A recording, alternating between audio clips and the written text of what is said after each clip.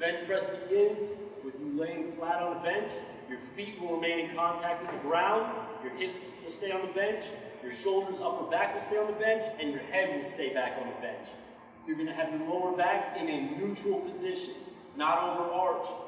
All right, you're going to begin by grabbing the bar about a thumb distance out from where the rough part meets the smooth part. You will then take the bar out at arm's distance. Take a deep breath into your belly with the abs braced. Bring the bar down until it meets you at the bottom of your chest level with your elbows at about 45 degrees from your body. As soon as you get down to the chest, you're going to explode back up.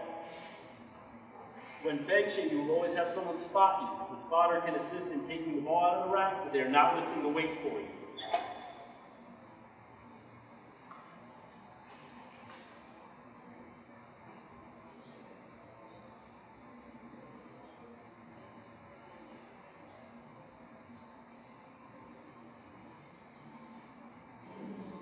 If the lifter gets stuck and you're the spotter, you will then come in, grab the bar, and assist them back into the rack.